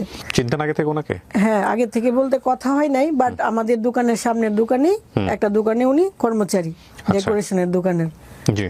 তো ওই ডেকোরেশনের দোকানের বন্ধুর বোন আসছিল পার্লারে সাজতে, যেহেতু কারেন্ট নাই আমি ভালো করে সাজাতে পারবো না, তো ওনার বলছিলাম যে কারেন্ট ঠিক করে দেন, উনি দোকানের ওই ছেলেটাকে পাঠাইলো। তো ওই ছেলেটা আবার ওই যে নসিমন গাড়ি আছে না, নসিমন গাড়ি, ভ্যান গাড়ির মতো যে ওই গাড়ি চালাইতো, মানে ওই ডেকোরেশনের মালামাল আনা নেওয়া করতো। তো আনতো, উনি আমাকে জিজ্ঞেস করতেছে ম্যাডামের বাড়ি কোথায় বা কি করেন। তো উনি এক পর্যায়ে জানলো আমার হাজবেন্ড মারা গেছে, বা ওনাকে জিজ্ঞেস করলাম আপনাদের বাড়ি কোথায়, উনি বলতেছে আমার বাড়ি ময়মনসিংহ। এত দূরে, তাহলে এখানে কোথায় থাকেন, বউ নিয়ে থাকেন? না, আমি বিয়ে করি নাই, আমি এখানে একজনের বাসায় থাকি। পরবর্তীতে কারেন্ট ঠিক হয় নাই, উনি আবার 15 দিন পরে ওনার সাথে দেখা হয়েছে, আমি কারেন্ট তো ঠিক হয় নাই, বলছে আচ্ছা ঠিক আছে আমি আরেকদিন ঠিক করে দেবো। ঠিক করে দেবো। পরবর্তীতে উনি আসছে, কিন্তু আমি নাই। পরে আমার স্টাফের কাছ থেকে ফোন নিয়ে বলতেছে ম্যাডাম আমি তো কারেন্ট ঠিক করতে আসছিলাম, আপনি কোথায়? আমি বললাম আমি তো আখাউড়া চলে আসছি, তো আপনি কালকে আসেন। উনি পরের দিন আসলো কারেন্ট ঠিক করতে। কথায় কথায় উনি বললো আর কি যে উনি বিয়ে করে নাই, গরিব মানুষ, টাকা পয়সার জন্য বিদেশ যেতে পারতেছে না। ছেলেটাকে আপনার চেয়ে বয়সে ছোট ছিল নাকি একই বয়সী? প্রায় সেম, তবে 2 বছরের বড়। 2 বছরের বড়। যেহেতু আমি মহিলা মনে হচ্ছে, মেয়েরা কিন্তু খুব তাড়াতাড়ি অন্যরকম হয়ে যায়, এরকম আর কি। তো উনি বুঝাইতেছে যে উনি বিয়ে করে নাই। এক পর্যায়ে উনি আমাকে জিজ্ঞেস করলো আপনি বিয়ে করবেন না? আমি বললাম যে না, এই বয়সে আর বিয়ে টিয়ে কি। না মন খুলে বলেন, বের করে দিতে পারি। তখন আমরা আমার স্টাফ ছিল, ইয়ার কি মেয়েরা বলতেছে হ্যাঁ বের করেন না, ভালো জামাই পাইলে আপুরে বিয়ে দিব না কেন। আর উনি বলতেছে ওনার জন্য বউ দেখতে। তো আমার কাছে কেউ কিছু বললে আমি করি কি, আমি না করি না, বলে আচ্ছা ঠিক আছে দেখ মনে। পরবর্তীতে উনি রাত্রেবেলা আমাকে ফোন দিয়েছে যে আমার জন্য বউ দেখছে। আমি আরে কি বলেন, আজকে বলছেন, আজকে কি বউ দেখা সম্ভব? আচ্ছা আমার পার্লারে যদি এরকম মেয়ে আসে আমি জানাবো আপনাকে। উনি হুট করে এর ভিতরে বলতেছে আমি না অনেক কিছু ভাইবা চিন্তা দেখলাম, আপনার তো আগে অনেক ভালো জায়গায় বিয়ে হয়েছিল, তো এখন যেহেতু একটা মেয়ে আছে বা একটু বয়স বাইরে গেছে, এখন তো হুট করে আর ভালো জায়গা হয় না, হয়তো একটু প্রবলেম মাইনা নিতে হবে। আমি যেহেতু অবিবাহিত আর আমি একটু গরিব, আপনি কি মানতে অসুবিধা আছে? আমি আপনাকে বিয়ে করবো। কয়দিনের মাথায় কথা বলছে এটা? ওই তৃতীয় দিন। পরিচয় তৃতীয় দিনের মাথায় পরিচয়। উনি তো কারেন্ট ঠিক করে গেছিল 1 মাস আগে, এরপরে দ্বিতীয়বার আবার আসছিল। তৃতীয়বারের বারে কথা বলছে, তৃতীয়বার মাথায়। মানে আপনার সাথে কথোপকথন হচ্ছে ফোন দেওয়ার, নাম্বার দেওয়ার 2-1 দিনের মধ্যেই কথোপকথন। উনি বলছে সরাসরি বিয়ের প্রস্তাব। তো বিয়ের প্রস্তাব দিছে বলেই যে এটা সঠিক তা না। তখন আমার কাছে মনে হইলো যে ওর বাড়ি তো ময়মনসিং, একবার সাতক্ষীরা বিয়ে করলাম, আবার দূরে বিয়ে করব, এটা তো হয় না। তো আমি রাজি হচ্ছি না। উনি বলতেছে দেখেন আমার ছোটবেলা থেকে কাটছে এই এলাকায়, বাকি জীবনটা এখানেই কাটবে, সমস্যা নাই, আপনি টেনশন করেন না, এইগুলো বইলা টইলা। তখন মানে অনেক কিছু চিন্তা ভাবনা করে ভাবলাম যে আচ্ছা দেখি, ছেলেটা আবার সুন্দর আছে, একটু লম্বা টম্বা সুন্দর, ভাবলাম গরিব দেখে কি হয়েছে, মানে একটা প্রবলেম তো থাকতেই পারে। আমি যেহেতু বিজনেস করি, আমি কিছু টাকা টুকা দিয়ে যদি বিদেশ পাঠাই দিই তাহলে তো সমস্যা নেই। আচ্ছা, এটা আপনিও চিন্তা করেছেন এটা? আবার ও আমার মেয়েটাকে মেনে নেওয়ার কথা বলছে। আপনার হাজবেন্ড মারা গেছে ততদিনে কত বছর? 4.5 বছর। তো 4.5 বছর পরের ঘটনা? 4 বছর। 4 বছর পরের ঘটনা। ওকে, যাক কথা টথা হইলো। আমার কথা হচ্ছে কথা বইলা দেখি, ভাল লাগলে হইলো, নাইলে না, সমস্যা নেই। কথা বলতেছি, কিন্তু উনি না, মানে আমি তো ওই যে একটা ঘটনা ঘইটা গেছে অতীতে, এরপরে তো আমি কারোর সাথে ওইরকম ভাবে ভালোবাসি নাই, কাউকে মন দেই নাই বা ওইরকম না। হুট করে যখন এত বছর পরে একটা মানুষ আসলো, আসার পরে ওই মানুষটা এত কেয়ার করলো, মানে এটাই, মানে আমি কোথাও গেলে ওকে বলে যেতে হবে, যাওয়ার পরে ফোন দিতে হবে যে আমি আসছি, আবার ওইখান থেকে এসে বাড়িতে এসে বলতে হবে হ্যাঁ আমি আসছি। তার মানে আপনাদের মধ্যে একটা প্রেমের সম্পর্ক তৈরি হয়েছে। হ্যাঁ, উনি খুব সুন্দর, মানে একটা যত্ন পাইলাম আর কি, মানে খুব ভালো লাগতো ব্যাপারটা, ভালো লেগে গেছে এই করতে করতে। আর ও আমার সাথে রাত 1টা 2টা পর্যন্ত কথা বলে। হুট করে একদিন একটা ওর নাম্বারেই ফোন আসলো, দেখি মেয়ের কণ্ঠ, বলতেছে কোন নম্বরে ফোন আসলো কিভাবে? কোন নম্বরে ফোন আপনি শুনলেন কিভাবে? সকালবেলা ফোন আসলো 10টা 11টার দিকে। তখন কোথায় আপনার সাথে? ও মনে হয় কোনো কাজে গেছে, ঘরে মোবাইল রেখে। আপনার ঘরে মোবাইল রেখে? না, ওর বাড়িতে। আচ্ছা, ওর বাড়িতে রেখে মেয়ে ফোন দিয়ে বলতেছে আপু আপনি এই নাম্বারে কেন কথা বলেন? আমি বলতেছি আপনি কি ওর ওয়াইফ? আমি ঠিক বুঝলাম না, মানে আপনি ফোন দিয়েছেন, কোন একটা মেয়ে ফোন ধরছে ওর নাম্বার? আমি ফোন দেই নাই, ওর নাম্বার থেকে আমার এখানে ফোন আসছে। আমি হ্যালো বললাম, দেখি ওর কণ্ঠ না মেয়ের কণ্ঠ। ওকে, যেহেতু মেয়ের কণ্ঠ, আমি প্রথমেই বললাম আপনি কি ওর ওয়াইফ? বলতেছে জি আমি ওর ওয়াইফ। কি বলেন, আপনি ওর ওয়াইফ? আচ্ছা আপনার বাড়ি কোথায়? বলতেছে আমার বাড়ি হচ্ছে রামনগর, শ্বশুর বাড়ি হচ্ছে মুসাপুর। আমাকে আপনার ছেলে মেয়ে আছে? হ্যাঁ আমার 2টা ছেলে মেয়ে আছে। এটা সম্পর্ক ওর কতদিন পরে? সম্পর্ক হওয়ার মনে হয় 15 বা 20 দিন। 20 দিনের মাথায়? হ্যাঁ। তখন মানে আমি একদম কান্না করতেছি, ভাত খাইতেছিলাম ফোন আসার সময়, তখন আমি ভাতে 2টা কিরা কাটলাম যে আর কখনো কোনোদিন কারোর সাথে কথা বলবো না। এরকম করলো মানুষটা আমার সাথে। তো আমার সামনে আমার স্টাফ আছে, ও বলতেছে আপু মানে বিশ্বাস হইতেছে না ভাইয়া এরকম। আচ্ছা ঠিক আছে ভাইয়া আসুক। 10-15 মিনিটের পরে আবার ওর নাম্বারে ফোন আসলো, আমি ধরতে চাইতেছি না, ও ধরছে। ভাইয়া আপনার ওয়াইফ ফোন দিয়েছিল, আপনি কি বিবাহিত? এরকম। আল্লাহ, কে বলো সোনালি, ছি ছি ছি। আরে আমি ঘাস কাটতে যাইতেছি, তখন আমার বিয়াইন বলতেছে, আমার বোনের, আমি তো বোনের বাসায় থাকি, আমার বিয়াইন বলতেছে ভাই, বলি ভাই ফোনটা দিয়া যান, একটু ঘাটাঘাটি করি। তো যখন মেয়ের নাম্বার দেখছে তখন ও একটু প্যাঁচ লাগাই দিছে। এখন ও বলতেছে, বলি ভাই আজকে দিছি আপনার প্যাঁচ লাগায়, আজ যে আপনার বাড়ি উলি দিব আপনার ফেসা, মানে খুব সুন্দর করে ইজিলি মেনটেন করে ফেললো। আমি তো বিশ্বাস করতে পারতেছি না, একবার মনে হইতেছে ওই মহিলার কথা রাইট, আবার ও এমন ভাবে বলতেছে, বুঝার উপায় নেই। তখন আমি ওরে বললাম, ঠিক আছে তোমার বিয়াইন এনে আজকে যা আমার সাথে আবার কথা বলাইবা। রাতের বেলা বলতেছে বিয়াইন তো শ্বশুর বাড়ি চলে গেছে। তখন আমি বললাম শ্বশুর বাড়ি কই, ওইখানে আমার নিয়ে যাইবা, আমার প্রমাণ চাই। এর ভিতরে বলতেছে আচ্ছা হঠাৎ করে তো একজনের শ্বশুর বাড়ি যাওয়া যায় না, ওর শ্বশুর যদি কিছু মনে করে ও আবার হয়তো 15 দিন পরে আসবো, মানে এরকম ভাবে বুঝাইতেছে। আর ও এমন ভাবে আমার সাথে কথা বলতেছে, বুঝার উপায় নাই যে ওর ওয়াইফ আছে, বাচ্চা কাচ্চা আছে। কথা বলতেছি, কথাবার্তা হইতেছে, সুন্দর রিলেশন। ও আমাকে বিয়ে করার জন্য পাগল হয়ে গেছে, বিয়ে করতে চাইতেছে। এখন আমি একবার বলতেছি বিয়ে করব নাকি না করব, এরকম ভাবে একটা সিদ্ধান্তে আসলাম যে আচ্ছা দেখি কি হয়। আমরা মনে করতেছি যে বিয়ের জন্য আগাবো। এই টাইমে হঠাৎ করে একজন আইসা বলতেছে কি যে আমার স্টাফকে বলতেছে, তুমি যার সাথে প্রেম করো তার তো বউ বাচ্চা আছে। স্টাফ বলতেছে আরে আমি প্রেম করি না তো আপু, কি বলো ওনার বউ বাচ্চা আছে? আমি তো মানে অবাক, ওই যে আগে একটা ফোন, আজকে আবার এটা, ব্যাপারটা নিতে পারতেছি না। তখন আমি বললাম সজীব চল একটু তাড়াতাড়ি ওদের বাড়িতে যাই, খোঁজখবর নেই। ওরে নিয়ে, ওই মেয়েরে নিয়ে, আরো 5 জনকে নিয়ে রিক্সা দিয়ে গিয়া পুরা এলাকা ঘুরা ওর ছবি টবি দেখায়া লাস্ট মাগরিবের সময় জানতে পারলাম যে ওর বাড়ি এটা, ওর বউকেও দেখে আসলাম, বাচ্চা কাচ্চা দেখে আসলাম, সব দেখে আসলাম। বিবাহিত? হ্যাঁ। দেখার পরে তো ওকে বিয়ে করার প্রশ্নই আসে না। একে তো গরিব মানুষ, আরেকটা বউ বাচ্চা আছে, এখানে আমি কেন যাব? তো ওনার সাথে আমি কথা টথা বলতেছি না। উনি জোর কইরা হুট করে আমার পার্লারে ঢুকে গেছে। ঢোকার পরে আইসাই মানে বলাটা আসলে সুন্দর লাগে না, তারপরে পায়ে ধইরা একবারে পা কোনোভাবেই ছাড়তেছে না। প্রায় 1 ঘন্টা কান্না করছে যে আমি তোমাকে বলতে পারি নাই। কেন বলতে পারি নাই? তোমার সাথে মিশার পরে আমি বুঝছি যে তুমি খুব ভালো। আমি আসলে আসছিলাম তোমার সাথে ইয়ার্কি মারার জন্য, কিন্তু তোমার ব্যবহার দেখার পর আমার কেন জানি মনে হইলো এই মেয়েটাকে ছাড়া যায় না, আমি তোমাকে ছাড়তে পারবো না, আর আমি তোমার ওই রকম ভাবে রাখবো। তুমি যদি বলো আমার ওয়াইফকে ছেড়া দিতে, ছেড়া দিমু, কিন্তু আমি তোমার ছাড়তে পারবো না। তুমি দয়া করে আমার ক্ষমা করে দাও। এই জাতীয় সিচুয়েশন যদি আপনাদের জীবনে থাকে তাহলে বুঝবেন যে এই ভবিষ্যতে গিয়ে আরো একজনের পা ধরবে এরকম ভাবে, ধৈরা বলবে যে তোমার সাথে ইয়ার্কি করতে আসছিলাম, যে কারণে আমি আগেরটা এখন ছেড়ে দিব। মানে এগুলো যদি প্রেম হয়, মানে প্রেমের ব্যাকে শরৎচন্দ্রের একটা অদ্ভুত সুন্দর একটা উপন্যাস আছে, আমি রাইট নাও নামটা মনে করতে পারছি না, অনেক আগে পড়েছিলাম। পুরো গল্পের টুইস্টটা এত অসাধারণ যে এত সুন্দর প্রেম, এত চমৎকার প্রেম, পুরো গল্প জুড়ে শুধু প্রেম প্রেম প্রেম প্রেম আর প্রেম। লাস্টের দিকে গিয়ে এত জঘন্য একটা সম্পর্ক, এবং সেটা আমার কাছে যখন পড়তে গিয়ে মনে হচ্ছে শরৎচন্দ্র তো অনেক কিছু পড়েছে ওই সময়, শরৎচন্দ্র এইভাবে লিখলো, মানে প্রেমের মধ্যে চুলাচুলি অবস্থা, একজন আরেকজনের মাথার চুল টান দিয়ে ছেড়ে ফেলছে, এত জঘন্য অবস্থা। This is also love, definitely. But love যদি এথিক্সের উপরে উঠে যায়, যুক্তির উপরে উঠে যায়, সেখানে সবসময় একটা কথা মনে রাখা উচিত যে লাভ ইমোশন দ্বারা রান হয়, এবং ইমোশন কখনোই পার্মানেন্ট না, never ever, but ethics permanent, এবং এইটা আপনাকে একসময় ভোগাবে, ডেফিনেটলি ভোগাবে। আমি জানি না ওনার জীবনে কি হয়েছে, একটু শুনি তারপর।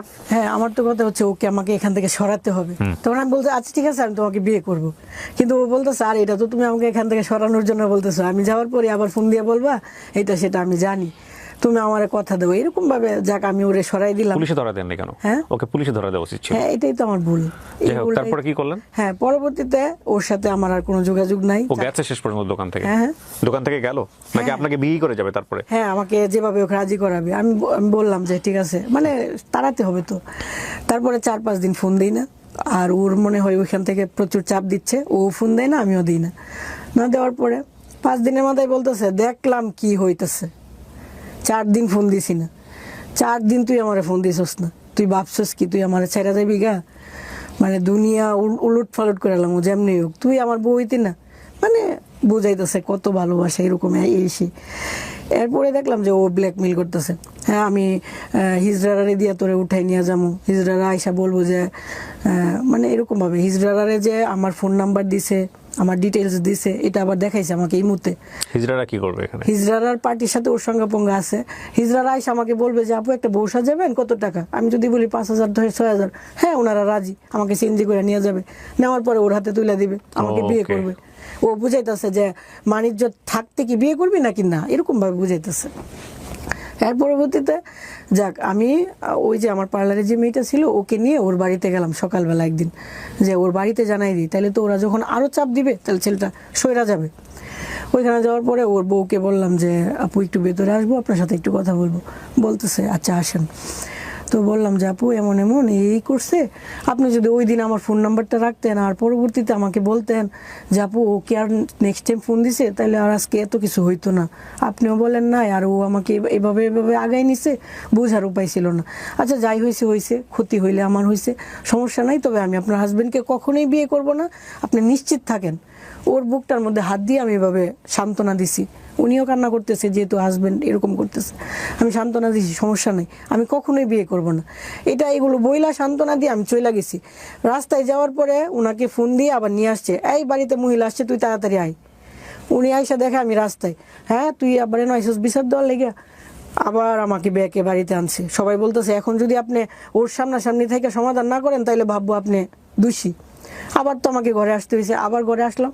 ঘরে ঢুকা মাত্রই ওর ওয়াইফ ওর কলারে ধইরা থাপড়াইছে? মানে সে হোক না খারাপ, আমি তো তার একদিন হলেও ভালোবাসছি। আমার এটা দেখে আবার একটু খারাপ লাগলো যে ছেলেটা আসলে অসহায়। ওই যে আমাকে বলছিল যে আমি আমার ওয়াইফের দ্বারা সুখ পাইতেছি না, ও কোনো নির্যাতিত কিছুই। হচ্ছে। হ্যাঁ, আমার খুব খারাপ লেগে গেছে। একবার মনে হচ্ছে বিয়ে করে দেখাই দিই। আবার ওর ওয়াইফ একটা ভুল করছে কি, আমি তো তাকে সান্ত্বনা দেওয়ার জন্য আসছি বা ওকে কনফার্ম করার জন্য আসছি আমি বিয়ে করব না। উনি আবার আমার সামনে বলতেছে আজকে বিয়েটা পরেই দিমু, এই করবো সেই করবো, মানে যেগুলো আমার উপরে আঘাত লাগতেছে। যেহেতু আমি ওনার ভালোর জন্য ওনার বাড়িতে আসলাম, উনি তো আমাকে আঘাত দিয়ে কথা বলতে পারে না। আমাকে আঘাত দিতেছে, আমার খারাপ লাগতেছে। আবার ওকে মারলো, দুইটা ব্যাপার খারাপ লাগতেছে। মনে হয়েছে বিয়ে করে দেখাই দিই। একবার জিদ আসতেছে, আবার মনে হইতেছে দূর কি দরকার আছে, ওর যা হয়েছে হয়েছে হোক। মানে মনটাকে বারবার বুঝাইতেছি, একবার এই পাশে না কিন্তু আপনি প্রথম বউয়ের জায়গায় থাকলে আপনি কি করতেন? এটা তো উনি সবাই মহিলা করবে। যেটা করতেছে, হ্যাঁ, হ্যাঁ। সিনক্রেট না করতেছে। না ওই মেয়েটার তো দোষ না, আমি তো বলতেছি না এক্স্যাক্টলি, মেয়েটা দোষী। রাইট। তারপর হ্যাঁ হ্যাঁ, তারপরে চলে গেল, এরকম ভাবে হইলো। তো ও আবার ফোন দিতেছে বিয়ে করতেই হবে। ও আবার ওই যে ওর বাড়ির থেকে আমরা যে চলে আসছি না, চট্টর দেখে চলে আসছি, ও তাড়াতাড়ি গাড়ি নিয়ে আমাদের সামনে আইসা নায়ক স্টাইলে, একবারে নায়কের মতো, এই যে তোর কয়শো বাপ আছে, কয়শো বাপ আছে, বাপ নিয়ে আয়, তোর আমি বিয়ে করুম 1 মাসের ভিতরে, চ্যালেঞ্জ, তুই পারলে ফিরা, তুই আমার বাড়িতে বিচার নিয়ে আইসস, তুই আমার বউ হইবে 100% গ্যারান্টি। মানে ফিল্ম স্টাইল এরকম ভাবে বইলা গেল। যাক আইসা পড়লাম, ওনার সাথে কথা বলতে চাইতেছি না বা এরকম এরকম। তো উনি আবার বলতেছে বিষ খাই মরা যা মগা, আমার ছেলেটারে তুই দিস, তোর জন্য মরে যাচ্ছি, এই সেই। হ্যাঁ, তখন বললাম আচ্ছা ঠিক আছে, আপনার ওয়াইফ যদি রাজি থাকে তাহলে আমি আপনার বিয়ে করবো, কারণ আমি জানি ওয়াইফ তো কখনো রাজি হবে না, সে তো এটা পারবে না। তখন ও আমার বলতেছে কি, ওয়াইফের তো রাজি করে ফেলছি, আজকে রাইতে বলছি যে আমাদের বিয়ে হয়ে গেছে, তো তুমিও কালকা বইলো ফোন দিয়ে যে আমাদের বিয়ে হয়ে গেছে, দেখো কি হয়। তখন আমি ওনারে বললাম কি আপু আমাদের তো বিয়ে হয়ে গেছে, তো আপনি মানে যদি পারেন আমার ক্ষমা করে দিয়েন, আমার হাতে আর কিছু করার ছিল না, আমাদের বিয়ে হয়ে গেছে, তো আমরা আসেন মিলা টিলা চলি এরকম ভাবে। আমি যেহেতু অনেক টাকা ইনকাম করি, আমাকে এত টাকা পয়সা দেওয়া লাগবে না, জাস্ট ছায়া হিসেবে থাকলো বা এইভাবে বললাম, দেখলাম উনি কি বলে। তো উনি অনেকক্ষণ ইয়ারকি টিয়ারকি মারলো, লাস্টে যখন দেখলো যে না আসলে মনে হয় বিয়ে করে ফেলছে, উনি বলতেছে আপু আপনি কি পার্লারে আছেন? আমি কই জি। কোথায় আমি আপনার পার্লারে আসবো, এখন একটা মানুষ আসতে চাইতেছে, আমি তো আর না করতে পারি না।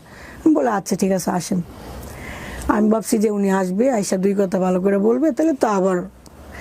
উনি আসার পরে ওনার বাড়ি সাঙ্গু পাঙ্গু নিয়ে আইসা, মানে আমি একা আর ওনার সাথে 5 জন, 5 জনে আমাকে যেরকম ভাবে পারে মারধর, আমার মাথার চুল অর্ধেক ছিঁড়ে ফেলছে। মানে উনি তো আইসা বলতো যে আপু সত্যি কি আপনি বিয়ে করে ফেলছেন বা না কেন এটা তো করলেন? এটা আপনি আসলে নিজে থেকে বিপদ ডেকে নিয়ে আসছেন, এটা ওনার দোষ দিয়ে লাভ না, এটা আপনারই না আমার এই যে কাহিনীটার মধ্যে বেশিরভাগই আমার দোষ, আমি বলবো না আমার দোষ না। হ্যাঁ, পরে উনি মারধর করলো, পুরা বাজারের মানুষ জানছে, পুরা বাজারের মানুষ জানছে যে আমি ওনার বউ, আসলে কিন্তু আমাদের বিয়ে হয় নাই। পুরা রিক্সার ড্রাইভার সিএনজি ড্রাইভারের কাছে ওনারা যায় যায় বলছে এই পার্লারের মহিলা এই সেই অমুক তমুক, মানে একদম কেমন হয়ে গেল ব্যাপারটা। তখন উনি কি করছে, আমাকে বলতেছে দেখো এরকম হয়েছে, এখন বাজারের মানুষ সবাই আমার পক্ষে, যে তোমার যেহেতু ইজ্জত নিয়ে টানাটানি হয়েছে, হ্যাঁ এটার একটা বিচার হবে, দরবার করব। এখন ও আমাকে ফোন দিয়ে বলতেছে কি, দেখো এখন বাজারের মানুষ যদি, যেহেতু বলা হয়েছে যে 5 লাখ টাকা কাবিন, এখন বাজারের মানুষ আমার যেভাবে হোক 5 লাখ টাকা আদায় করবো, আমি গরিব মানুষ তুমি তো জানো, তাহলে তুমি এক কাজ করো, আমি তোমাকে 2-2.5 লাখ টাকা দিয়ে দিই, তাহলে বাজারের মানুষ ঘুষ টুস খাইলো না, বা এত ঝামেলা করে কলঙ্কিত আর হইল না। কে বলতেছে এটা? হ্যাঁ, ওই যে যার সাথে ঝামেলা, ছেলে। হুম। পরে বললো তুমি আমাদের বাড়িতে আসো, আমার আব্বা বলছে যে তোমাকে 2-2.5 লাখ টাকা দিয়ে এটার ঝামেলা মিটাই। বিয়ে হননি তো 2.5 লাখ টাকা কেন নিবেন? সবাই তো জানতেছে আমার বিয়ে হয়েছে। হ্যাঁ, তো সবাইকে বলে দেন আমরা টাকা নিয়ে নিচে কাবিনের শেষ।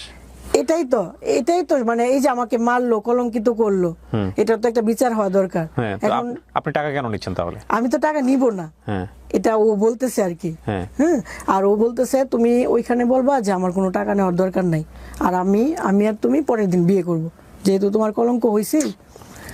হ্যাঁ, এখানে আমার দোষ আছে, আমি বলতেছি।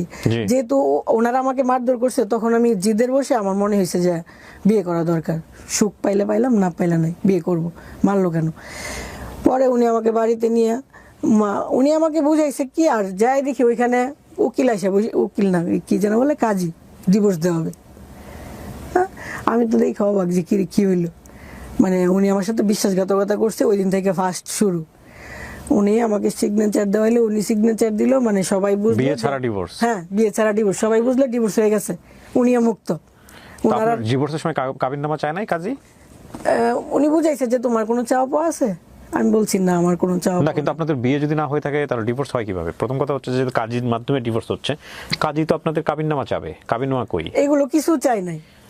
হ্যাঁ, উনি তো চাইলে তো এটার ব্যাখ্যা হইতো, উনি কিছুই চাই নাই, উনি জাস্ট আমাকে নাম লেখাইতেছে, এমনকি আমার আইডি কার্ডের ফটোকপিও চাই নাই। আমি ইচ্ছা করে একটা সালিশের মধ্যে? হ্যাঁ, আমি ইচ্ছা করলে একটা ভুল নামও দিয়ে আসতে পারি, ওইখানে কোনো কিছুই চাইতেছে না, আমাকে জাস্ট সবাই বুঝাইতেছে যে হ্যাঁ হ্যাঁ ছাড়াছাড়ি হয়ে গেছে, বউ খুশি, বাপ মা খুশি, সবাই খুশি, লেখালেখি হয়ে গেল।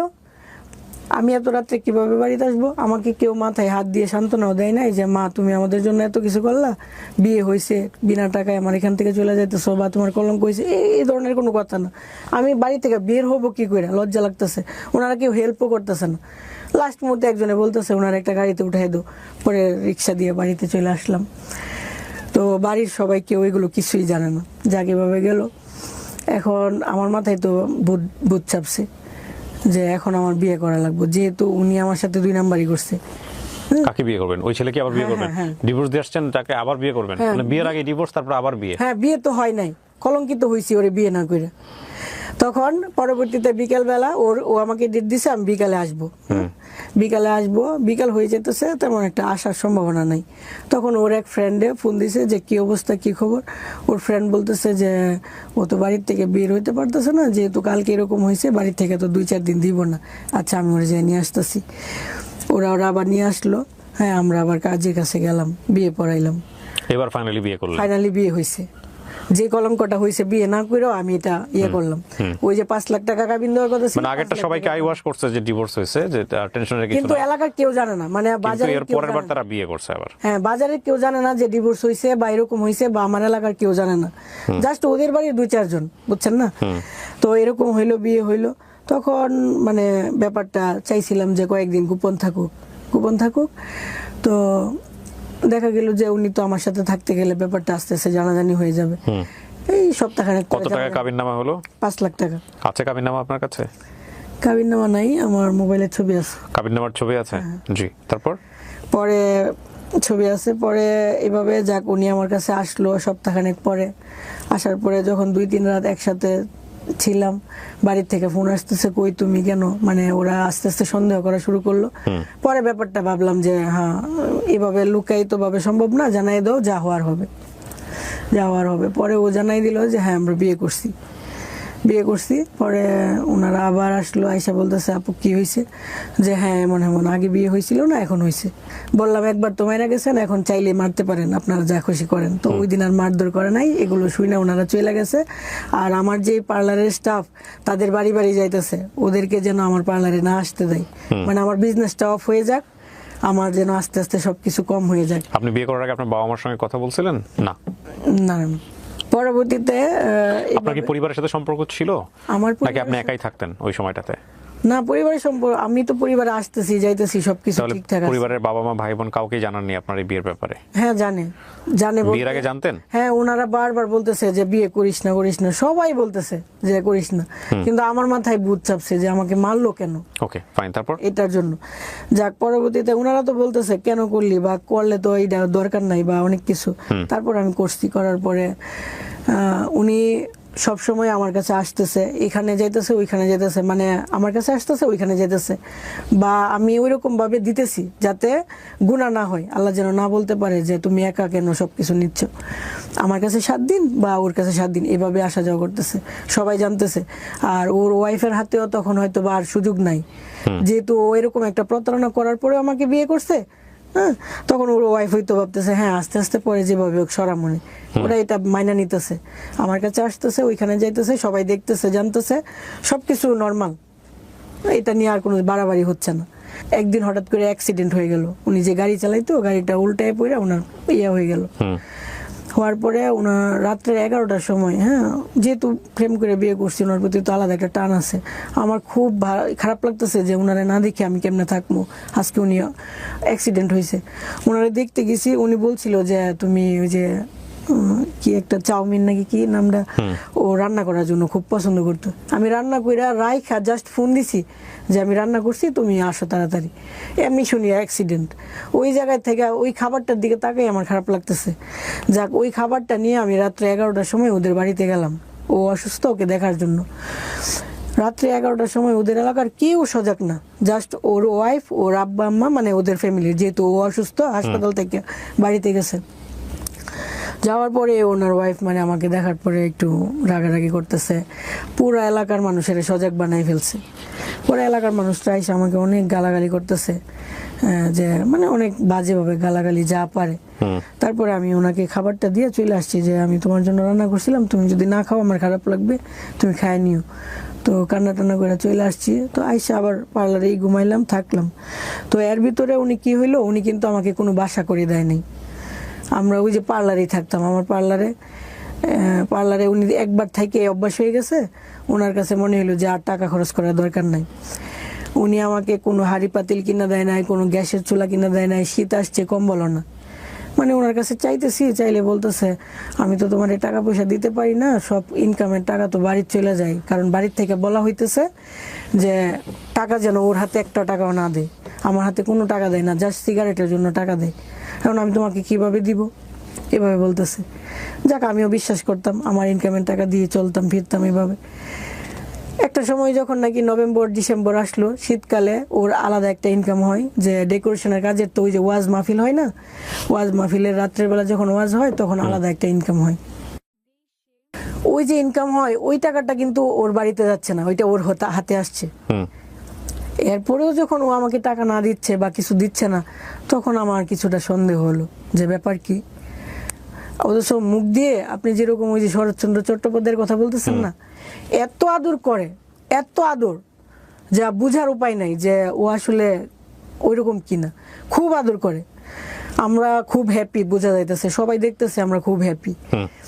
তখন থেকে বলতেছি না, আমি আর সংসারটা করব না, বা আমার যে 5 লাখ টাকার কামিন আমি এটাও চাই না, আমি নিজে থেকে সইরা যাবো। এটা বলা মাত্রই মানে মারধরের একটা লিমিট ছাড়া মারধর।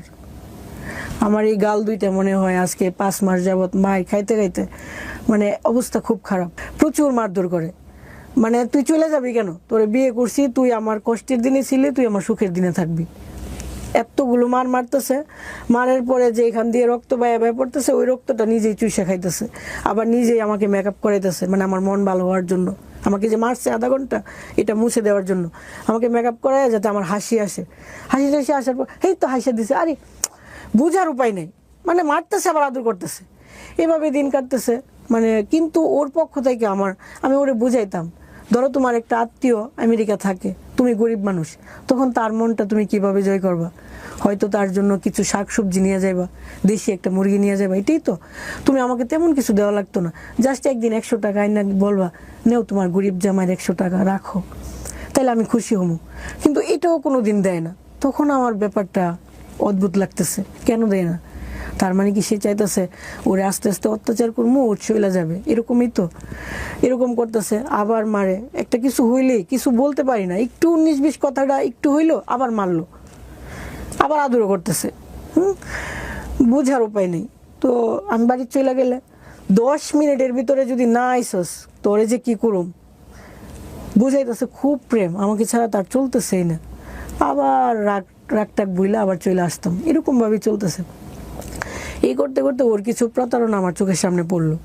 ও বিদেশ চলে যাবে আমাকে না জানায়, পাসপোর্ট টাসপোর্ট সব রেডি, একটা কিসের কাগজের জন্য যাওয়া হয় নাই। ও আমাকে আইসা বলতেছে, জানো আমি যে তোমার সাথে প্রতারণা করছিলাম আজকে সব বলবো। আমাকে কি প্রতারণা? কই যে দেখো আমি বিদেশ চলে যেতেছিলাম, কিন্তু একটা কাগজের জন্য হয় নাই, আমি হয়তো বা সপ্তাহখানেকের ভিতরে চলে যেতাম। তখন আমি এমন কান্না শুরু করছি, বলতেছে একটা শুনেই কান্না করতেছো, আরো তো অনেক কিছু ছিল, থাক আর ওইগুলো বললাম না।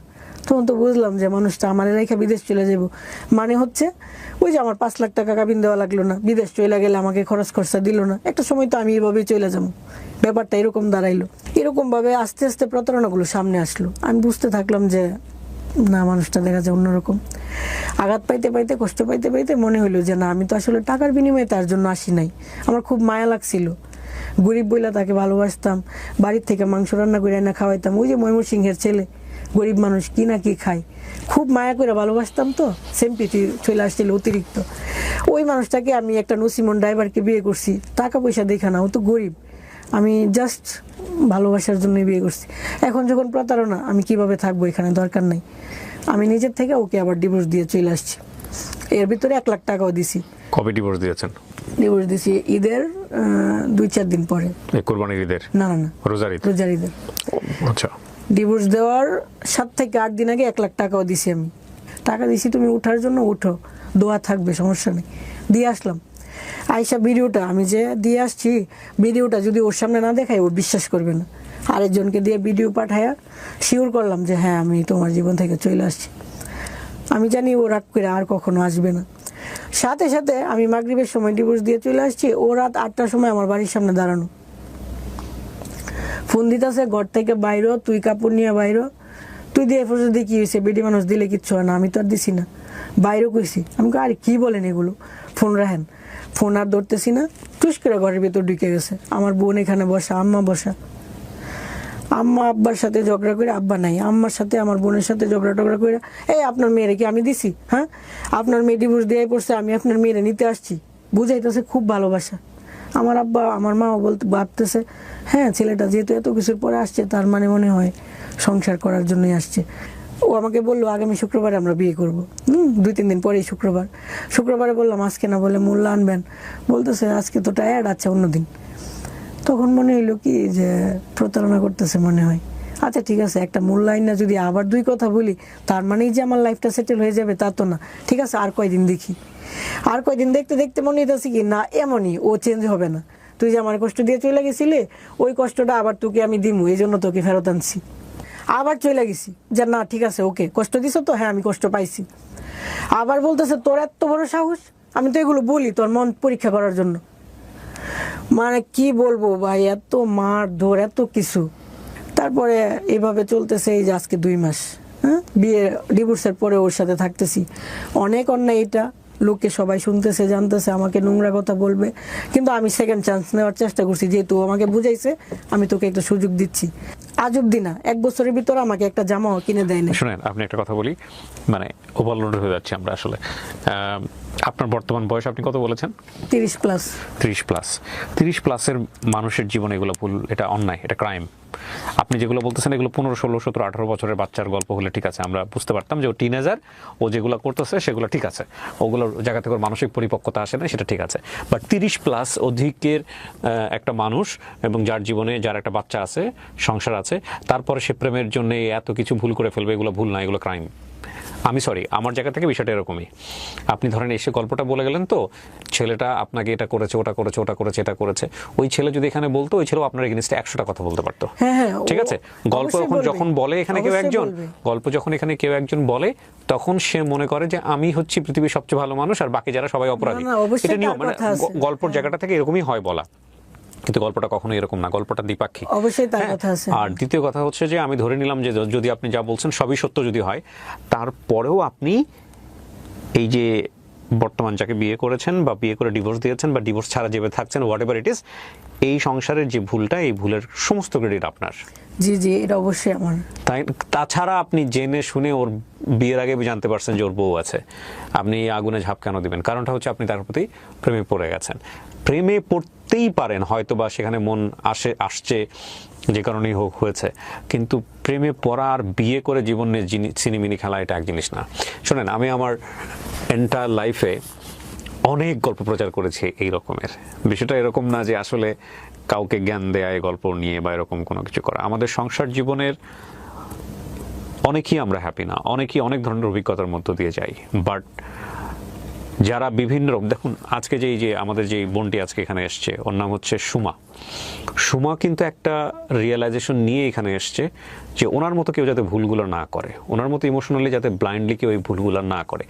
একটা পার্ট পর্যন্ত ওনার জীবনে যে ঘটনাটা ঘটে গেছে, বিশেষ করে ওই যে আপনার সেই সময়টাতে প্রায় 13 থেকে 14 বছর আগে একটা ভিডিও নিয়ে ওনার জীবনে যে ঘটনাটা ঘটে গেছে, এবং সেখান থেকে ফিরে এসে নিজের জীবনে দাঁড়ানোর যে চেষ্টাটা, একটা সংসার জীবন, এই পর্যন্ত দেখেন, এই পর্যন্ত এই গল্পের এই জায়গাটা অসম্ভব রকম রেসপেক্টের একটা গল্প। একটা যুদ্ধে একটা মেয়েকে সামাজিকতার মানে বলা যেতে পারে রক্তচক্ষু উপেক্ষা করে নিজেকে টিকিয়ে রাখার যে গল্পটা, এটা একটা প্রচণ্ড শ্রদ্ধার সম্মানের একটা গল্প। কিন্তু এই মানুষটাই জীবনের একটা পর্যায়ে এসে যখন এমন একজন মানুষের সাথে ফল ইন হচ্ছে, প্রেমে পড়ছে, একটা ভালোবাসার সম্পর্ক তৈরি হচ্ছে, হাজব্যান্ড ওয়াইফের সম্পর্ক তৈরি হচ্ছে, আবার হচ্ছে না, আবার সেখান থেকে বের হয়ে আসছে, এই যে ব্যাপারগুলা, এইগুলা টিনেজ বয়সে অনেক সময় মানা যায়, কিন্তু এক বাচ্চার মা হয়ে একটা পরিণত জীবনে এক্সপিরিয়েন্সে এসে প্রেম আমাদেরকে এরকম সেকেন্ড করে দিলে সেটা নিঃসন্দেহে আমাদের জন্য অত্যন্ত কষ্টকর। আমি শুধু আপনাকে একটা জিনিস প্রশ্ন করি, আপনি গল্পটা কেন বললেন বলেন তো সামাজিক যোগাযোগ মাধ্যমে? মানে আপনি আসলে ইন্টেনশনটা কি আপনার গল্পটা বলে? আপনার এই গল্প থেকে মানুষ কি শিখতে পারে আসলে? আচ্ছা, মানে যে গল্পটা বলতেছিলাম, আর জাস্ট 2 লাইন বলি, আর জাস্ট 2 লাইন। আপনি 2 লাইন বলেন, কিন্তু 2 লাইনে কিছু থাকবে না, আমি বলার সুযোগ দিচ্ছি আপনাকে, বলেন, সমস্যা আচ্ছা নেই। ঠিক আছে। উনি আমাকে ঈদের মধ্যে বুঝাইতেছে যে টাকা টুকা নাই, জামা কাপড় দেয় নাই। হ্যাঁ, উনি বুঝাইতেছে যে কুরবানিও দিবে না। এখন আমার মনে হচ্ছে আমাকে বিয়ে করার পর জীবনে প্রথম যদি উনি কুরবানি না দেয়, তাহলে হয়তো আমাকে নিজেকে অলক্ষী মনে হতে পারে। আমি আমার বোন জামাইয়ের কাছ থেকে 20,000 টাকা আইনা দিয়া ওরে বললাম যে হ্যাঁ, তুমি সাথে কিছু টাকা দিয়ে বাড়িতে কুরবানি দাও। কে বলছে আপনাকে এটা? এটা আমার ধর্মে আছে? আপনার হাজবেন্ডের যদি সামর্থ্য না থাকে দিবে না, শেষ। এই অলক্ষী মনে হওয়ার কি আছে? বউয়ের সাথে কি সম্পর্ক? এই যে আকবারাই আমরা মনে করি, এটাও একটা সমস্যা।